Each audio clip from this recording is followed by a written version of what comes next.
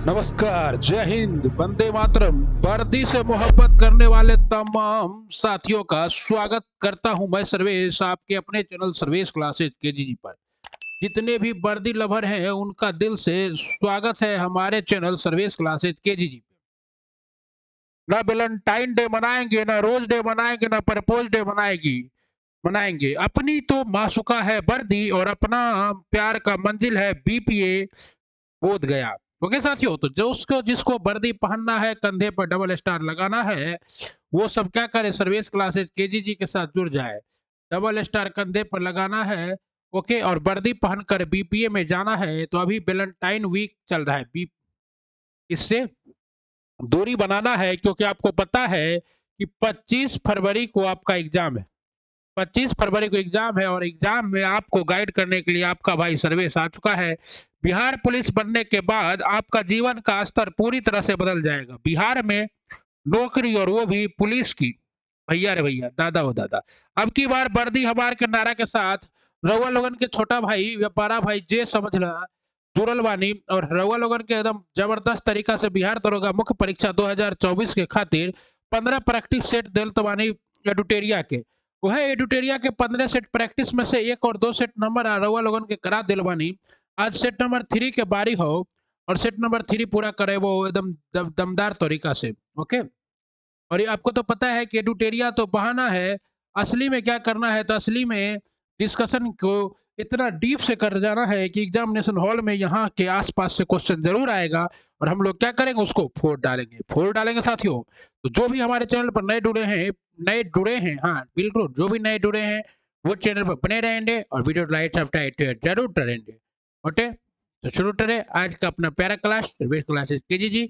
आपका भाई सर्वेश 2 बार बिहार दरोगा पास है, पीटी एंड मेंस दोनों, और वर्तमान में देहाती गुरु बनकर गांव में बच्चों को पढ़ा रहा है। आप लोग भी आइए हमारे विद्यालय में भ्रमण कीजिए, पढ़िए, आगे बढ़िए। चलिए स्टार्ट करते हैं साथियों। हमारा पहला सवाल है, बहुत हुई इधर उधर की बातें, अगर आपको है वर्दी से प्यार तो वैलेंटाइन को करना होगा ना ना ना। पहला क्वेश्चन है, जब उसने राजत्व प्राप्त किया तो वह सरिया के नियमों और आदेशों से पूर्णतः स्वतंत्र था। बर्नी का यह कथन किसके लिए है?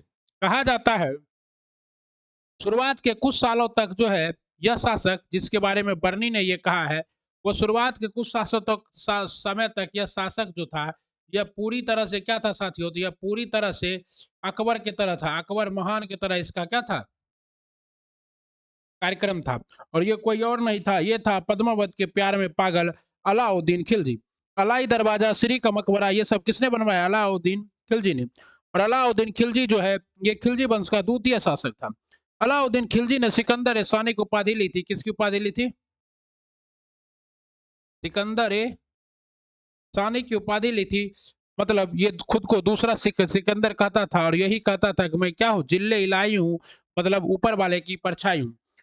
आपको पता है कि कुतुब मीनार का जो मुख्य गेट है, अलाई दरवाजा, उसका निर्माण किसने करवाया था? अलाउद्दीन खिलजी ने करवाया था। ओके, और अलाउद्दीन खिलजी का संबंध जो है एक हिजरा के साथ था, आप लोग वो भी जानते ही होंगे पूरा डिटेल में।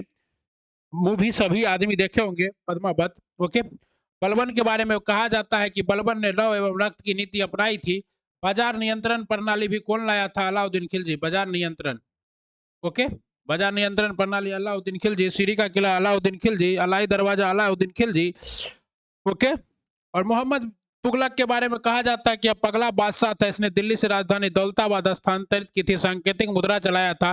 कुतुब मीनार परिषद का निर्माण कौन पूरा करवाया था? इल्तुतमिश। दिल्ली सल्तनत का वास्तविक संस्थापक किसे कहा जाता है? इल्तुतमिश को।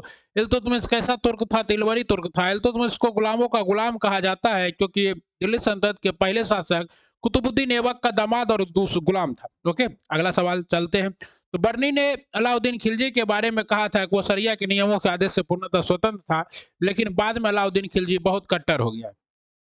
ओके, मलिक काफूर के मिलने के बाद निम्नलिखित नामों को कालक्रम में व्यवस्थित करें। मलिक काफूर आप लोग जानते होंगे कि वही हिजरा था जिसके साथ इनका क्या था, मलिक काफूर। हजार, इसको हजार दिनारी भी कहा जाता था, हजार दिनारी, क्योंकि इसे इन्होंने कितने में खरीदा था? 1000 दिनार में खरीदा था। निम्नलिखित नामों को कालक्रम में व्यवस्थित करें व नीचे दिए गए कूट से सही उत्तर को प्राप्त करें। देखिए, कालक्रम में करना है, और आपको पता है कि भारत में सबसे पहला आक्रमण जो है वो किसका हुआ था? तो सबसे पहला आक्रमण हुआ था महमूद गजनबी का। आपको पता है 1025 ईस्वी के आसपास इसी ने किसे लूटा था? सोमनाथ मंदिर को लूटा था। उसके बाद द्वितीय आक्रमण हुआ था मोहम्मद गोरी का साथियों। ये मोहम्मद गोरी का आक्रमण जो है ये 1191 में तराइन का युद्ध और 92 में तराइन का युद्ध, आप लोग जानते हैं तराइन का युद्ध, तो यहाँ से आपको पता होगा। उसके बाद आपको आया था चंगेज खां। चंगेज खां जो है ये किसका पीछा करते हुए? तो मंगबरनी का पीछा करते हुए आया था 1221 ईस्वी के आसपास, लेकिन मंग बरनी को इल्तुतमिश ने शरण नहीं दिया। इल्तुतमिश ने क्या किया? मिस्र ने शरण नहीं दिया, जिस वजह से चंगेज खां भारत पे ज्यादा आक्रमण नहीं कर पाया। और उसके बाद तैमूर लंग आया था। ओके, तैमूर लंग जो है ये एक पैर से डंगरा था, इसलिए इसका पूरा नाम क्या था? तैमूर लंग। और ये कब आया था? तो 1398 ईस्वी में आया था। ओके, और ये किसके शासनकाल में था? नसरुद्दीन महमूद के शासनकाल में आया था। इस तरह से आपका सही क्रम क्या हो जाएगा? 2 3 1 4, 2 3 1 4।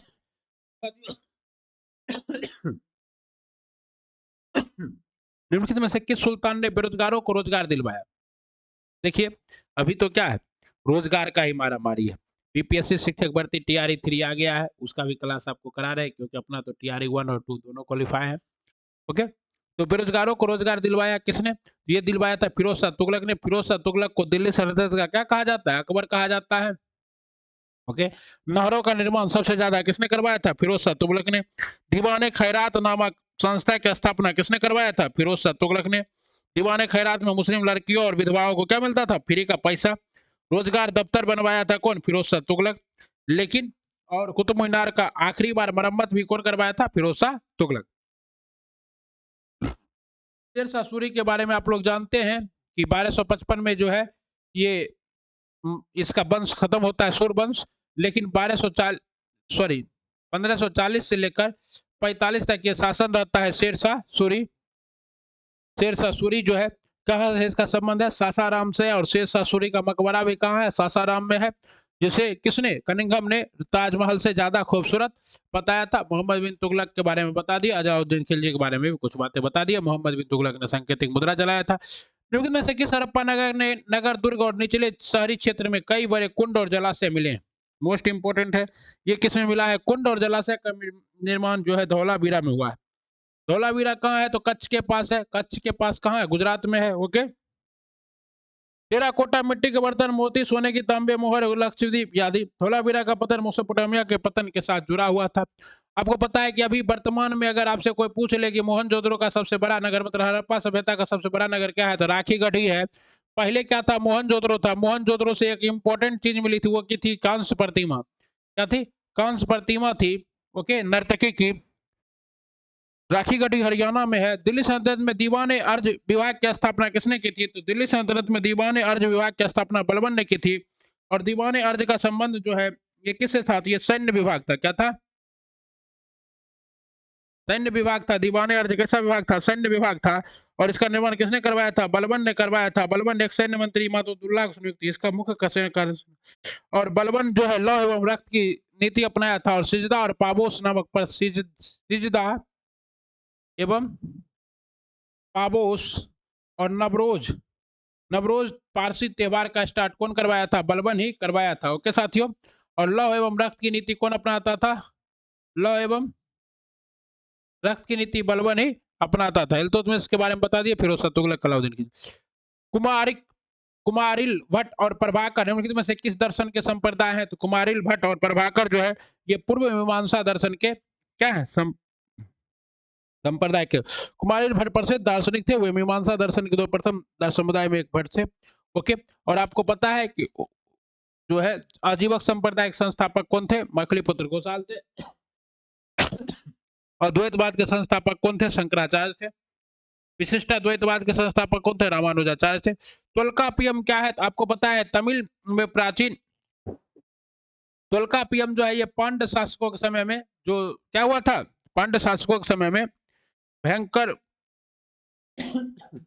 3 संगम हुआ था पांड्य शासकों के समय में। उसी में द्वितीय संगम में जिसकी अध्यक्षता त्वल्कापियम ने किया था, उसने क्या किया था? एक तमिल का व्याकरण ग्रंथ निकाला था। तो ये तमिल भाषा का क्या है? व्याकरण ग्रंथ है त्वल्कापियम।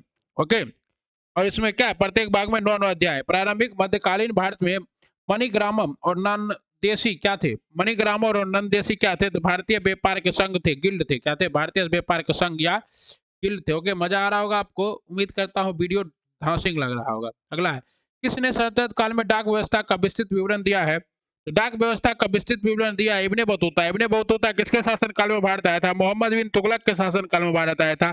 और ये कहाँ का था, तो ये मोरक्को का शासक था। हाँ, मोरक्को जिसकी राजधानी रबात है। और इब्ने बतूता के बारे में गाना भी है, इब्ने बतूता बगले में जूता पहने तो करता है चुर। असहयोग आंदोलन के दौरान विदेशी वस्त्रों के लिए जलाए जाने पर किसने महात्मा गांधी को लिखा कि यह निष्ठुर बर्बादी है, तो असहयोग आंदोलन के दौरान ये प्रसिद्ध कथन जो है रविंद्रनाथ टैगोर का है। रविंद्रनाथ टैगोर ने ही महात्मा गांधी को, मोहनदास करमचंद गांधी को महात्मा की उपाधि दी थी। और कब दी थी, तो चंपारण सत्याग्रह में दिया था। ओके, ये सब बातें आपको याद रखना होगा। मोतीलाल नेहरू और चित्तरंजन दास ने 1927 में क्या किया था, स्वराज पार्टी की स्थापना की थी।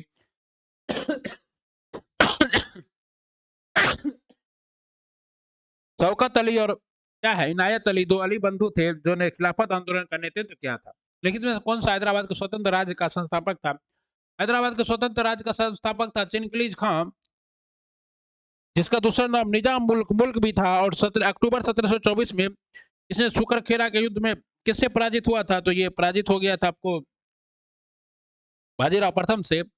लेकिन हैदराबाद का प्रसिद्ध संस्थापक कौन था, चिलकलीज खां था। ओके, असद खां जो था ये कहाँ का था, असद खां शायद लखनऊ था। तथा सबसे अधिक निर्णायक युद्ध जिसमें अंग्रेजों को भारत में प्रभुत्व स्थापित करने में मदद किया वो था आपका पलासी का युद्ध। लेकिन पूरा बंगाल में पलासी का युद्ध और बक्सर का युद्ध दोनों था, लेकिन यहाँ भारत का और इसलिए होगा बक्सर का युद्ध। बक्सर का युद्ध कब हुआ था, 22 अक्टूबर 1764 को हुआ था। और 3 सेना एक साथ लड़ी थी इसमें 1764 में। और इसके सेनापति कौन थे, Hector Munro, Hector Munro. Buxar Bihar में हुआ था, शाह आलम द्वितीय, बहादुर शाह जफर, शाह आलम द्वितीय, उसके बाद आपका कौन था, शुजाउद्दौला और मीर कासिम की संयुक्त सेना लड़ी थी। लेकिन इन सभी सेनाओं को ईमानदारी पूर्वक पहली बार अंग्रेजों ने हरा दिया था। पलासी का युद्ध कब हुआ, 1757 को हुआ था। और इस युद्ध के बाद बंगाल में अंग्रेजों का आधिपत्य बढ़ गया। पानीपत का युद्ध जो है 3 युद्ध हुआ, 1526 में हुआ, 1556 में हुआ और 1761 में हुआ। पानीपत की 3 युद्धों की चर्चा है। ओके, और बांडी बास का युद्ध 1760 में हुआ था। और किसके बीच में, इंग्लैंड और फ्रांसीसियों के बीच में हुआ था। और इसी युद्ध के बाद फ्रांस जो है भारत से चला गया था, पांडिचेरी को छोड़कर संपूर्ण भारत से। हम्पी के भग्नावशेष को निम्नलिखित में से ईट निर्माण कंपनी के ब्रिटिश अधिकारी द्वारा प्रकाश में लाया गया था, ये कौन सा ब्रिटिश अधिकारी था, कर्नल कॉलिन मैकेंजी। कौन था, कर्नल कॉलिन मैकेंजी था।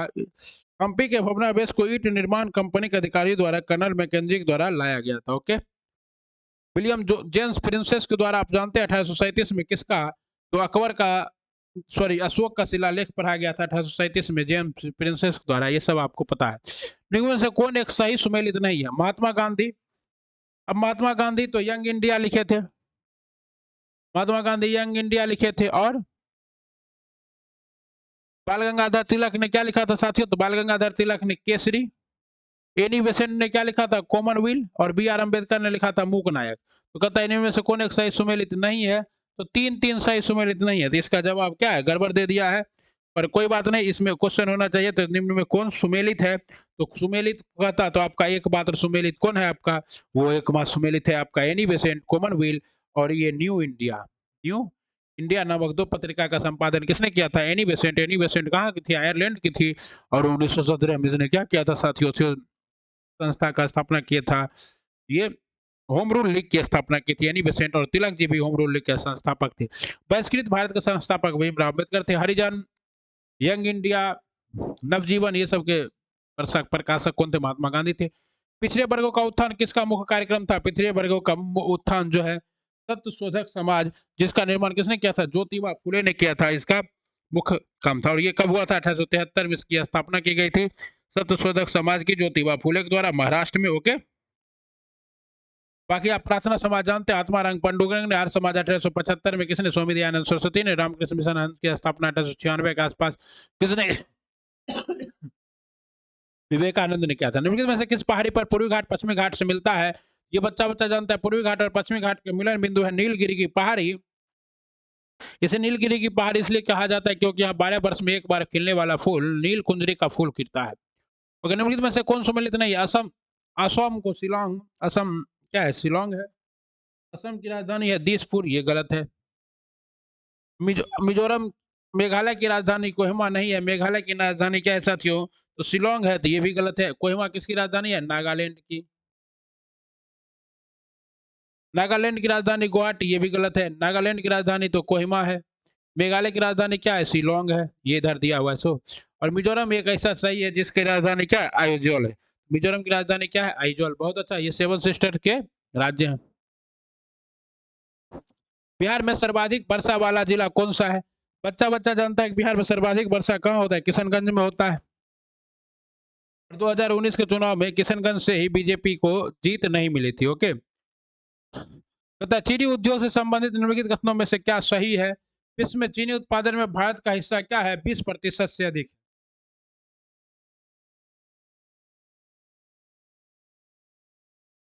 सही? कौन सा सही है? तो 20% से अधिक है, ये तो लगता है गड़बड़ है। ओके, भारत का क्या है? 14 दशमलव कुछ %। भारत में चीनी उद्योग दूसरा सबसे बड़ा कृषि आधारित उद्योग है, ये सही है। और भारत का चीनी का सबसे बड़ा उपभोक्ता है, ये भी सही है। तो यानी कि क्या है? 2 और 3 जहां होगा वही सही होगा। और भारत चीनी का सबसे बड़ा उत्पादक है, गलत बात है। चीनी का सबसे बड़ा उत्पादक वही है, चौसे चीनी, चौसे चीन। वैसे तो चीनी का कटोरा किसको कहा जाता है? क्यूबा को भी कहा जाता है। सूची 1 को सूची 2 से मिलान कीजिए। जयसमंद झील कहाँ है साथियों? राजस्थान में। ओके, लोकटक झील कहाँ है? मणिपुर में है। जयसमंद झील राजस्थान में। तो 1 का 1 और 3 का 3 किसमें है? 1 का 1 और 3 का 3, 1 का 1 और 3 का 3 इसमें है। तो ये नंबर जवाब। दो को आप नहीं भी जानते, लेकिन 2 का क्या है? 2 है। बी का बारखार झील हरियाणा और काली बोली झील तमिलनाडु। काली वेली झील तमिलनाडु। मोस्ट इंपोर्टेंट है, याद रखिएगा। जयसमंद झील राजस्थान, बरखल झील हरियाणा, लोकटक झील मणिपुर। लोकटक झील में संगाई हिरन पाया जाता है और ये तैरता हुआ फुंडी घास का झील है और पूर्वोत्तर भारत का एकमात्र मीठे पानी की झील है। और काली वेली झील तमिलनाडु में है। ओके, तमिलनाडु के मुख्यमंत्री अभी कौन है? एम के स्टालिन है। स्वर्णिम चतुर्भुज राजमार्ग भारत के किन शहरों को आपस में जोड़ता है? स्वर्णिम चतुर्भुज जो है ये अटल बिहारी वाजपेयी की योजना थी और 4 महानगरों को जोड़ता है, दिल्ली, कोलकाता, चेन्नई और मुंबई। दिल्ली, कोलकाता, चेन्नई और मुंबई को जोड़ता है। और ये जो है स्वर्णिम चतुर्भुज योजना वाला, ये दोनों सड़क कहाँ करती है? तो झांसी में करती है। खूब लड़ी मर्दानी वो तो झांसी वाली रानी थी, बुंदोलो हर बोलो की मुंह हमने सुनी कहानी थी। तो ये स्वर्णिम चतुर्भुज योजना जो है इंडिया साइन प्रोग्राम के तहत किसके द्वारा लाया गया था? अटल बिहारी वाजपेयी के द्वारा लाया गया था। अंतर्राष्ट्रीय उष्णकटिबंधीय कष्ट संगठन इंटरनेशनल ट्रॉपिकल टिम्बर ऑर्गेनाइजेशन का मुख्यालय कहाँ है? यह है योकोहामा में। कहाँ है? योकोहामा में। इंडोने जापान। और ये योकोहामा कहाँ है? तो ये योकोहामा जापान में है। जापान के योकोहामा में अंतर्राष्ट्रीय उष्णकटिबंधीय काष्ठ संगठन एक अंतर सरकारी संगठन है जो उष्णकटिबंधीय काष्ठ का संसाधन निर्माण करता है। निम्नलिखित में से कौन सा अक्षांश छोटा अंडमान द्वीप समूह और कार निकोबार द्वीप समूह को पृथक करता है? छोटा अंडमान द्वीप समूह और कार निकोबार को पृथक करता है 10 डिग्री चैनल। कौन करता है? 10 डिग्री चैनल पृथक करता है। लगभग 115 किलोमीटर की लघु नहरों को वितारिकों वाली दमन गंगा जलाशय परियोजना कहाँ स्थित है? तो दमन गंगा वाला दमन, तो जैसे ही आया दमन तो समझ जाइए दादर हुआ। नागर हवेली जिसकी राजधानी क्या है? सिलवासा। दादर और नागर हवेली और किसको? दमन और द्वीप को भी हाल ही में मिला दिया गया है। ठीक है ना साथियों?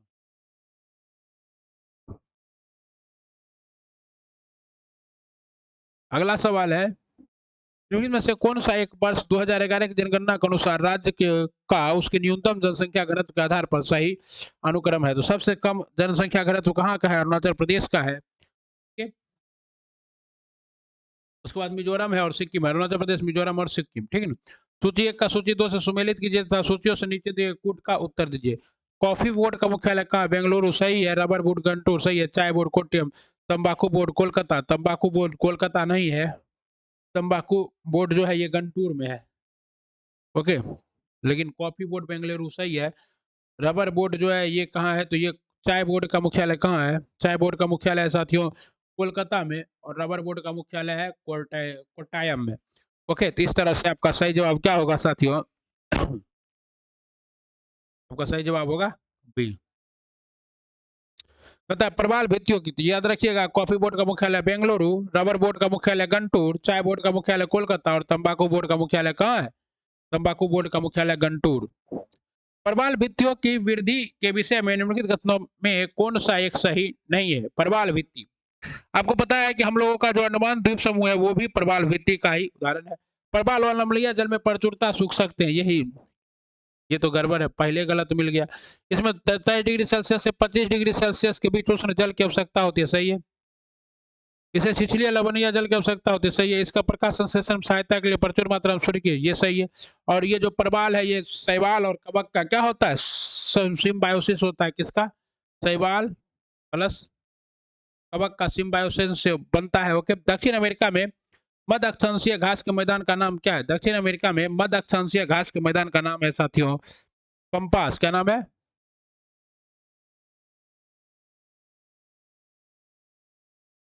दक्षिण अमेरिकी महाद्वीप में मध्य अक्षांशीय या शीतोष्ण कटिबंधीय घास के मैदान को पंपास कहते हैं। इस घास के मैदान का विस्तार मुख्य अर्जेंटीना एवं उरुग्वे तथा ब्राजील के दक्षिणी भागों में है। ओके, और आपको पता है कि अर्जेंटीना की राजधानी क्या है? बुएनोस आयर्स है। और मेसी कहाँ के? अर्जेंटीना के। भारत के प्रथम कांग्रेसी सरकार का गठन कब हुआ था? भारत में प्रथम कांग्रेसी सरकार का गठन हुआ था 20 जुलाई 1937 ईस्वी को। ओके, कब हुआ था? 20 जुलाई 1937 को हुआ था। और ये कौन थे? तो डॉक्टर श्री कृष्ण सिंह के नेतृत्व में हुआ था। रामदयालु सिंह और प्रोफेसर अब्दुल बारी विधानसभा के क्रमशः अध्यक्ष एवं उपाध्यक्ष बने थे। बिहार यात्रा करने वाला प्रथम ब्रिटिश यात्री कौन था? बिहार की यात्रा करने वाला प्रथम ब्रिटिश यात्री था राउल फिंच। राउल फिंच प्रथम, या टॉमस रोग 1615 में भारत आया था। पटना में प्रकाशित होने वाला प्रथम अंग्रेजी अखबार कौन सा था? तो पटना में प्रकाशित होने वाला प्रथम अंग्रेजी अखबार था दी बिहार हेराल्ड। क्या था? दी बिहार हेराल्ड पटना में प्रकाशित होने वाला प्रथम अंग्रेजी समाचार था 1875 में। दी बिहार हेराल्ड समाचार पत्र का प्रकाशन हुआ। दी बिहार हेराल्ड के मुख्य संपादक कौन थे? गुरु प्रसाद सेन थे, याद रखिएगा, गुरु प्रसाद सेन थे। ओके, और 1881 में पटना में इंडियन क्रॉनिकल नामक समाचार पत्र प्रकाशित हुआ। ठीक है ना साथियों? 32 भारतीय संविधान में शामिल प्रावधान एवं स्रोत का कौन सा युग्म सही है? संविधान में संशोधन दक्षिण अफ्रीका का संविधान से लिया गया, सही है। राष्ट्रपति का आपातकालीन शक्ति जर्मनी के संविधान से लिया गया, ये भी सही है। एक और दो दोनों क्या है? सही है। ओके, और संवैधानिक स्वरूप में आपको पता है आयरलैंड से लिया गया था। नीति निर्देशक तत्व अमेरिका से लिया गया था। मौलिक अधिकार प्रस्तावना और लिया गया था अमेरिका से, लेकिन प्रस्तावना की भाषा ली गई थी ऑस्ट्रेलिया से। ओके, साथ में अनुसूची भी ऑस्ट्रेलिया से लिया गया था। संसद के दोनों संयुक्त सदनों का संयुक्त अधिवेशन आर्टिकल 108 के तहत भी ऑस्ट्रेलिया से लिया गया था। फ्रांस से लिया गया था। संविधानात्मक प्रणाली और प्रस्तावना में स्वतंत्रता, समानता और बंधुत्व का आदर्श जर्मनी के संविधान से लिया गया था। आपातकाल और जर्मनी का ये कौन था? बीमर संविधान। केंद्रीय सतर्कता आयोग निम्न के द्वारा स्थापित किया जाता है। केंद्रीय सतर्कता आयोग जो है ये भारत सरकार के द्वारा स्थापित किया जाता है। ओके, संविधान के बुनियादी ढांचों में संशोधन करने का अधिकार संसद को नहीं है। सर्वोच्च न्यायालय ने यह किस बाद में कहा था? तो ये जो है 1973 में कहा था केशवानंद भारती बाद में। किसमें? केशवानंद भारती बाद 1973 में जब हुआ था तो उसमें केशवानंद कौन थे? तो केरल के एक मठ के मालिक थे। उनका बहुत सारा जमीन छिन गया तो उसने कहा था कि संविधान की मूल आत्मा में परिवर्तित करना संसद के भी हाथ में नहीं है। भारत सरकार का संवैधानिक अध्यक्ष कौन होता है? भारत सरकार का संवैधानिक अध्यक्ष होता है राष्ट्रपति। और आर्टिकल 53(1) में लिखा गया है कि राष्ट्रपति ही क्या होगा? भारत का संवैधानिक अध्यक्ष होगा। किसमें? 53(1) में। ओके, और इसका प्रयोग इस संविधान के अनुसार स्वयं या अपने अधीनस्थ अधिकारियों द्वारा करेगा। राष्ट्रपति भारत का प्रथम नागरिक कहलाता है। भारत के राष्ट्रपति नई दिल्ली स्थित राष्ट्रपति भवन में रहते हैं, जिसे रायसीना हिल पर सबसे पहले इसमें रहने वाला था लॉर्ड इरविन। पहले से वायसराय भवन कहा जाता था। पंचायती राज संस्थाओं में महिलाओं के लिए आरक्षण आरक्षित स्थानों के संदर्भ लिखित में से कौन सा कहते हैं? इसका प्रावधान भारतीय संविधान का अनुच्छेद 243D के 3 में किया गया है। ये क्या है? सही है। वो आरक्षण अनुच्छेद 324 में विनिर्दिष्ट अवधि को समाप्ति पर प्रभावी नहीं रहेगा। ये क्या है? गलत है, प्रभावी रहेगा। ओके, तो क्या है? यह प्रावधान 334 में विनिर्दिष्ट अवधि की समाप्ति का कोई प्रभाव नहीं होगा, ये हमेशा बना रहेगा। तो केवल और केवल क्या है? एक सही है। पंचायती राज में कुल कितने विषय हैं? तो 29 विषय हैं साथियों। ओके, और पंचायती राज किसमें है? तो 243 के ए से लेकर जे तक। बिहार में लोकसभा राज्य, बिहार में लोकसभा की 40 और राज्यसभा की कुल 16 सीटें हैं। देश राज्यों में लोक शिकायत और भ्रष्टाचार शिकायतों पर कार्यवाही करता है। ये जो है ये लोक आयुक्त करता है। कौन करता है? लोक आयुक्त। और लोक आयुक्त का गठन 1971 में महाराष्ट्र में हुआ था। उड़ीसा में लोक आयुक्त अधिनियम 1970 पारित हुआ। बस 2018 में 23 राज्यों और एक संघ शासित प्रदेश अपने यहाँ लोक आयुक्त की नियुक्ति कर दिया। और इसी लोक आयुक्त के लिए आंदोलन कौन करते थे साथियों? तो अन्ना हजारे जी करते थे।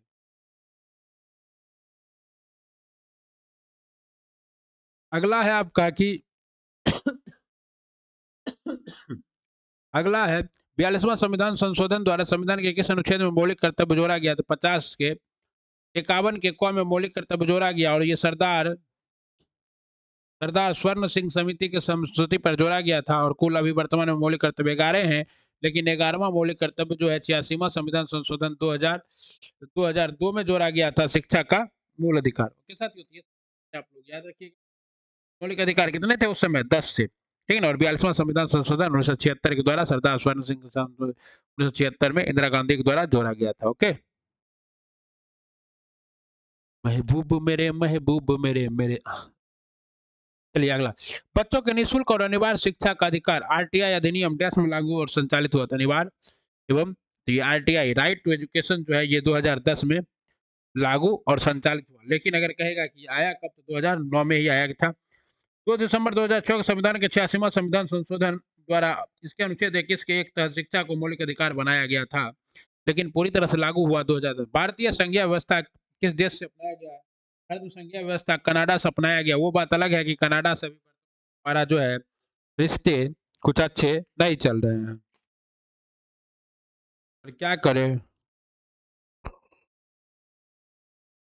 अपनों ने जब दिल दुखाया है तो शिकायत भी किससे करे। बातें वही है। ओके, संविधान की सर्वोच्चता, लिखित और कठोर संविधान, स्वतंत्र न्यायपालिका, द्विसदनीय व्यवस्थापिका और दोहरी शासन प्रणाली, ये सब कनाडा से ही भारतीय संघ की विशेषताएं हैं। ओके, अगला क्वेश्चन है, निम्न में से कौन अचुंबकीय पदार्थ है? अचुंबकीय पदार्थ कौन है? मतलब जिसमें चुंबक नहीं चिपकता है, तो वो एल्युमिनियम है। बाकी सब क्या होता है? चुंबक चिपक जाता है।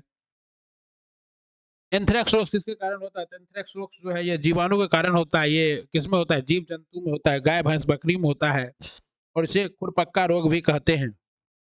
प्रकाश तरंग सिद्धांत किसने दिया था? प्रकाश तरंग सिद्धांत का प्रतिपादन हाइगेंस ने किया था। न्यूटन ने कनिका सिद्धांत का ठीक है किया था, जबकि हाइगेंस ने तरंग सिद्धांत का प्रकाशन किया था। इस प्रकार प्रकाश की दोहरी प्रवृत्ति होती है। कार्ल लिनियस को किस रूप में जाना जाता है? तो कार्ल लिनियस आपको पता है कि फादर ऑफ टैक्सोनॉमी के रूप में इसे जाना जाता है, कार्ल लिनियस को, क्योंकि लिनियस के अनुसार किसी भी जीव का नामकरण 2 अक्षरों से मिलकर बना होता है, जो प्रथम अक्षर वंश का नाम और दूसरा अक्षर उसकी जाति को सूचित करता है। विभिन्न जीवों को विभिन्न वर्गों में वर्गीकृत करने की प्रक्रिया वर्गीकी कहलाती है। CO2 में निम्नलिखित में से किस प्रकार का संस्करण पाया जाता है? तो आपको पता है कि इसमें sp संस्करण पाया जाता है। स्थिर अनुपात का नियम किस वैज्ञानिक ने दिया था? तो स्थिर अनुपात का नियम जो है जोसेफ प्राउस्ट ने दिया था। किसने दिया था? जोसेफ प्राउस्ट ने दिया था। वैश्विक तापमान के लिए उत्तरदायी गैसें हैं, वैश्विक तापमान के लिए उत्तरदायी गैस है कार्बन डाइऑक्साइड तथा मीथेन। कार्बन डाइऑक्साइड तथा मीथेन यानी कि CO2 प्लस CH4। ओके, ये यानी कि ग्लोबल वार्मिंग के लिए क्या है? ज्यादा घातक है। वैसे तो ग्लोबल वार्मिंग के लिए कुल 6 गैसें होती है, जिसमें ओजोन भी आता है। और आपका क्या था? भारी जल के नामांकन का आधार क्या है? भारी जल का नामांकन किस आधार पर किया गया है? भारी जल का नामांकन जो है यह प्रोटियम के स्थान पर ड्यूटेरियम का उपयोग किया जाता है, यानी कि इसका सूत्र जो है वो D2O होता है। ओके, जो हाइड्रोजन की अपेक्षाकृत भारी समस्थानिक है। ठीक, वृद्धि रोधक पादप हार्मोन कौन सा है? मोस्ट इंपोर्टेंट सवाल है। तो ये एस्कर्बिक एसिड क्या है? वृद्धि रोधक पादप हार्मोन है। दाब के बढ़ने से ध्वनि की चाल क्या होती है? दाब के बढ़ने से ध्वनि की चाल पे क्या प्रभाव पड़ता है? तो वह परिवर्तित रहती है, कुछ नहीं होता है। दाब बढ़ने से ध्वनि की चाल पर कोई प्रभाव नहीं पड़ता है। टेकोफेरॉल किस विटामिन का रासायनिक नाम है? टेकोफेरॉल जो विटामिन ई का रासायनिक नाम है। विटामिन डी का रासायनिक नाम, विटामिन डी की कमी से क्या होता है? रिकेट्स होता है। ओके, पदार्थ की प्रकृति से संबंधित मूलभूत सिद्धांत किसने प्रतिपादित किया था? तो प्रकाश की प्रवृत्ति से संबंधित मूलभूत सिद्धांत जॉन डाल्टन ने प्रतिपादित किया था। किसने किया था? John Dalton. जब कोई पिंड मुक्त रूप से पृथ्वी की ओर गिरता है तो इसकी कुल ऊर्जा क्या रहती है? तो इसकी कुल ऊर्जा अचर रहती है। क्या रहती है? अचर रहती है। कुछ दिनों तक खुले में रखे जाने पर चांदी की बनी वस्तुएं डैश की तरह डैश के वजह बनने की वजह से काली हो जाती है। तो ये किसके बनने से काली हो जाती है साथियों? AgS, Ag2S मतलब एल्युमिनियम सल्फाइड के बनने के कारण से काली हो जाती है। अगला है, यदि किसी द्रव पर दाब बढ़ता है तो उसका गलनांक क्या होता है? यदि किसी द्रव पर दाब बढ़ता है साथियों तो उसका गलनांक पर क्या प्रभाव पड़ेगा? तो गलनांक भी क्या होगा? बढ़ता जाएगा, बढ़ता जाएगा। दाब बढ़ने से गलनांक बढ़ता है, इसीलिए जब आप पहाड़ों पर जाते हैं तो खाना पकने में बहुत विलंब लगता है, क्योंकि वहां दाब घट जाता है, जिससे पानी का बॉइलिंग पॉइंट कम हो जाता है, जिससे खाना देर से पकता है। कार्ल लिनियस को किस रूप में जाना जाता है? तो कार्ल लिनियस को फादर ऑफ टैक्सोनॉमी के रूप में जाना जाता है, अभी तुरंत पढ़ा है। कौन सा उत्तक पौधे में प्रकाश संश्लेषण हिस्सा से सामग्री के परिवहन में मदद करता है? तो ये जाइलम और फ्लोएम। तो जाइलम और फ्लोएम करता है तो उपयुक्त, तो आपको पता है कि जाइलम पौधे से प्रकाश संश्लेषण हिस्सों की सामग्री, ये फ्लोएम है, फ्लोएम। और जमीन से जो जल और खनिज लवण ले जाने वाला काम वो कौन करता है? जाइलम। निम्नलिखित में से कौन सा अंतःस्रावी ग्रंथि नहीं है? अंतःस्रावी ग्रंथि तो लार ग्रंथि अंतःस्रावी ग्रंथि नहीं है।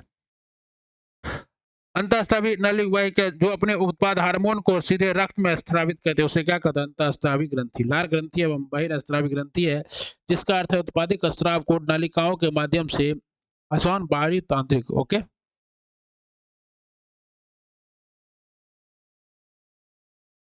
सोडियम एक प्रतिक्रियात्मक तत्व है जो डैश के साथ खुले में प्रतिक्रिया करने पर यह एक विस्फोट करता है और अलग अलग आग लग जाती है। तो ये सोडियम जो है किसकी वजह से? ऑक्सीजन। किसकी वजह से? ऑक्सीजन की वजह से ऐसा होता है। निम्नलिखित में से कौन सा क्षेत्र उष्णकटिबंधीय सदाबहार वन से ढका हुआ है? उष्णकटिबंधीय सदाबहार वन से ढका हुआ है पश्चिमी घाट। और पश्चिमी घाट कहाँ है? तो ये भारत के नक्शे पे ये 4 राज्यों में फैला है, कर्नाटका, महाराष्ट्र, केरल, ओके, गोवा। निम्न में से कौन सा युग्म सही सुमेलित नहीं है? अंतर्राष्ट्रीय सस्य वानिकी अनुसंधान केंद्र नैरोबी सही है। नैरोबी केनिया के राजधानी। टाटा ऊर्जा अनुसंधान संस्थान नई दिल्ली सही है। भारतीय वन प्रबंधन संस्थान भोपाल सही है। केंद्रीय सस्य वानिकी अनुसंधान संस्थान वांद्रा ये गलत है। केंद्रीय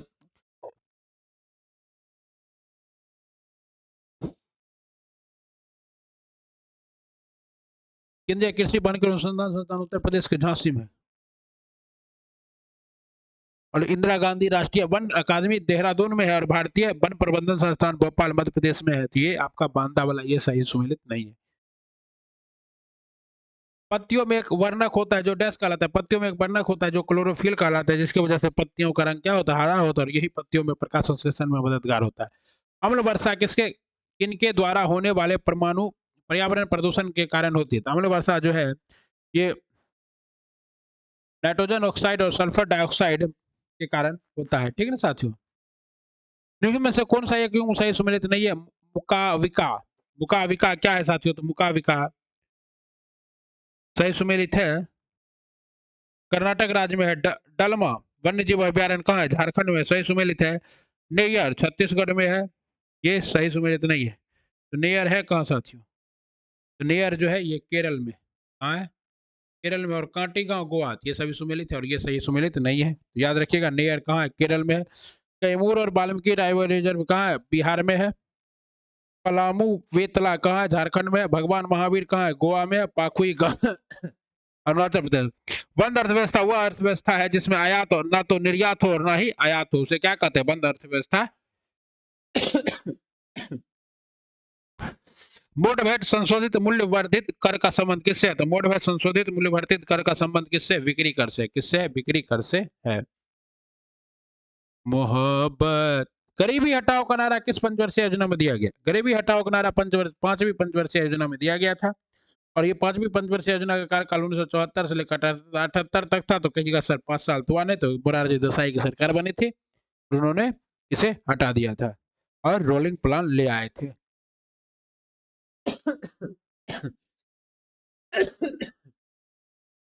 अर्थशास्त्र के बारे में कौन सा वाक्य सच है? 69। तो इस यह एक मौर्य राजनीतिक अर्थव्यवस्था और शासन पर एक निबंध पुस्तक है। सही है। इसकी तिथि और लेखन बिना किसी विवाद के एक पूर्णतः प्रतिष्ठित है। दुर्भाग्य से इसकी प्रामाणिकता का साक्षी कोई अन्य माध्यम नहीं है। उपयुक्त में से क्या है? सभी सत्य है। सभी। और अर्थशास्त्र की रचना किसने की थी? ने की थी। और ये किस मौर्य वंश से संबंधित है? किसी व्यक्ति ने young wild life photographer of the year 2023 का पुरस्कार जीता है। तो young wild life of the photographer 2023 का पुरस्कार किसने जीता है? तो ये जीता है साथियों विहान तैलिया विकास ने जीता है। कलेक्टिव स्पिरिट कंसर्न एक्शन पुस्तक के लेखक कौन है? कलेक्टिव, इस पुस्तक के लेखक है साथियों Shashi Shekhar Vempati. Collective spirit spirit concern action के शशि शेखर वेम्पति। खुद के अम्बेडकर लाइफ के लेखक है शशि थरूर। और my life as a comrade K Shailaja, my life as a comrade K Shailaja की पुस्तक है। Monsoon a poem of love and loving away के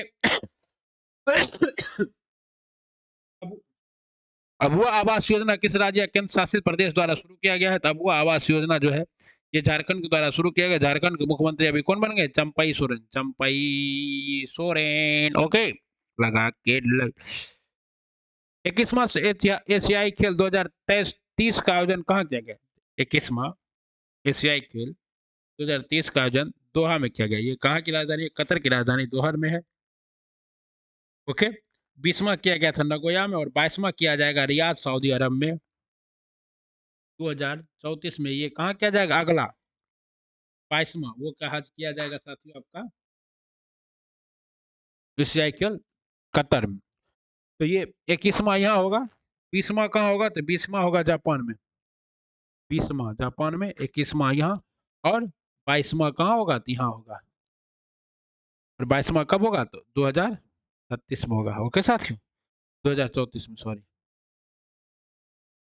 G20 शिखर सम्मेलन 2024 का आयोजन कहाँ किया गया? G20 शिखर सम्मेलन 2024 का आयोजन जो है वो इटली के अंदर किया जाएगा। 2023 का आयोजन कहाँ किया गया था? तो भारत में किया गया था। ओके, 20वां एससीओ शिखर सम्मेलन कोलकाता काजाकिस्तान में आयोजित किया जाएगा। 19वां नाम का शिखर सम्मेलन युगांडा में। ओके, ये सभी आपको याद रखना है। वैश्विक शांति सूचकांक किसके द्वारा जारी किया जाता है? तो वैश्विक शांति सूचकांक जो है ये जारी किया जाता है साथियों किसके द्वारा? तो इनमें से कोई नहीं, वैश्विक शांति सूचकांक को जारी किया जाता है Institute for Economic and Peace के द्वारा। किसके द्वारा? Institute for Economic and Peace के द्वारा जारी किया जाता है। ठीक ना, तीन में से कोई नहीं होगा। ओके, और इसमें भारत का स्थान कितना है? वैश्विक शांति सूचकांक में भारत का स्थान 126वां है। कितना है? 100। हाल ही में मुख्य सूचना आयुक्त के रूप में किसे नियुक्त किया गया था? हाल ही में मुख्य सूचना आयुक्त के रूप में हीरालाल समारिया को नियुक्त किया गया। किसे? हीरालाल समारिया को मुख्य सूचना आयुक्त के रूप में नियुक्त किया गया हाल ही में। कहता है भारतीय मूल के किस लेखिका ने 2020 का, तो नंदनी दास जो है ये भारतीय मूल की लेखिका है जिसने ब्रिटिश अकादमी पुरस्कार 2023 जीता है। तो ये कौन है? नंदनी दास है, भारतीय मूल के ब्रिटिश अकादमी पुरस्कार 2023 को जीतने वाली नंदनी दास है। ठीक है ना, नंदनी दास की अवार्ड उनकी पुस्तक कॉल्टिंग इंडिया इंग्लैंड एंड मुगल के लिए दिया गया है। ओके, हाल ही में कॉलिनिस डिक्शनरी में world word of the year 2023 किसे चुना गया? वर्ड ऑफ द ईयर 2023 चुना गया एआई, आर्टिफिशियल इंटेलिजेंस को। कहता है कौन सा सुमेलित है? ऑपरेशन अजय, भारत एवं इजराइल।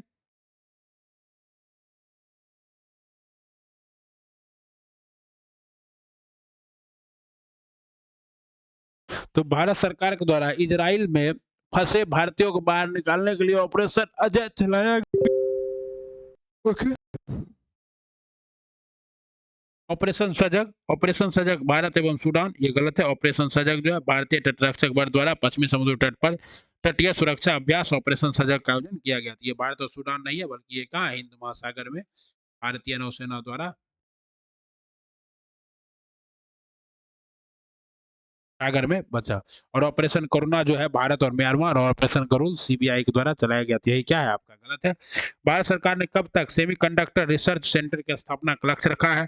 भारत सरकार ने 2024 तक सेमीकंडक्टर रिसर्च सेंटर की स्थापना का लक्ष्य रखा है और ये स्थापित किया जाएगा कहाँ आपको साथियों? तो ये गुजरात में स्थापित किया जाएगा। ओके, अगला है समीकरण इतना में 5 का मान क्या है? एन का मान क्या है? तो यहाँ पर अगर आप सॉल्व कीजिएगा तो एन का मान क्या आएगा? 21 आएगा। कहता है पेंट को रुजस द्वारा कोडित किया जाता है तो ड्रिंक को, तो पी से आर कितना बढ़ा? तो पी से आर +2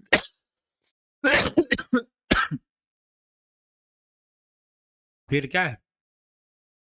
आर से +3 +4 +5 +6। उसी तरह आपको क्या करना है, डी से +2 करना है तो डी के बाद एफ आएगा, उसके बाद आर के बाद 3 करना है तो आर से +3 यू आएगा, एफ और यू तो दो गो में एफ यू है, एफ यू यहाँ भी है। उसके बाद क्या करना है, आई के बाद 3 करना है, एम 3 गो में एम है, उसके बाद एन के बाद 4 करना है, एस भी है। अब के बाद 5 करना है तो क्यू आएगा, तो क्यू वाला हो जाएगा। एक व्यक्ति ने 650 रुपये में 2 कमीज खरीदी, जिसमें से एक को 7% लाभ तथा दूसरे को 6% हानि पर बेच दिया। उसे इस प्रकार ना तो लाभ हुआ और ना ही हानि।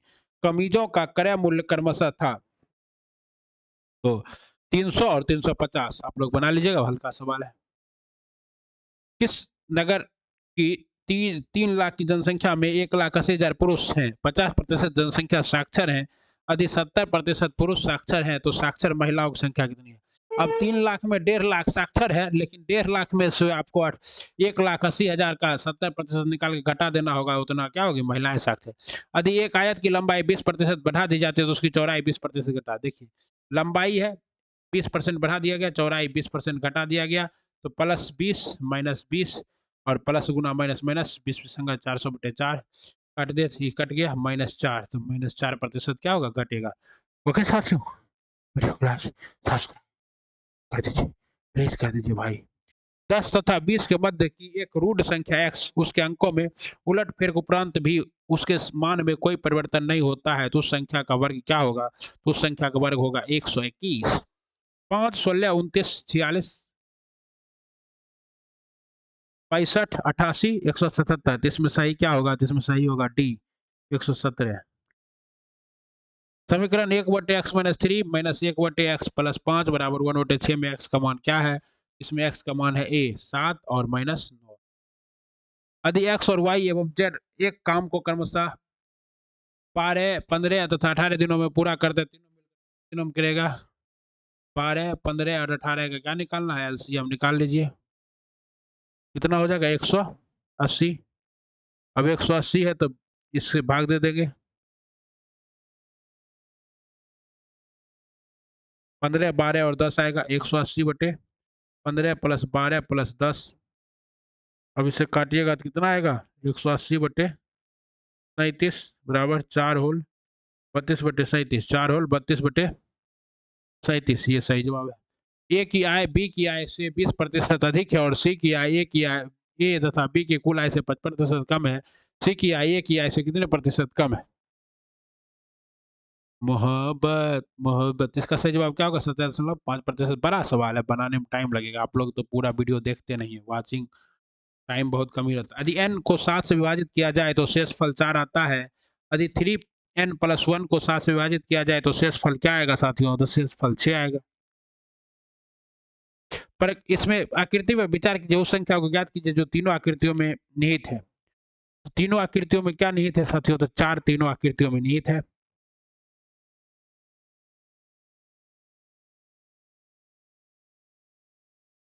ओके, तो अगला सवाल है, दी गई आकृति में लुप्त संख्या निकालिए। तो लुप्त संख्या क्या है, 7 गुना 2 + 1, 7 दूना 14 + 1 15, 15 दूना 30 + 1 31, 31 दूना 62 + 1 63, 63 दूना 2, तो इसके गुना 2 + 1, 127 गुना 2 + 1 255, कितना होगा, 255।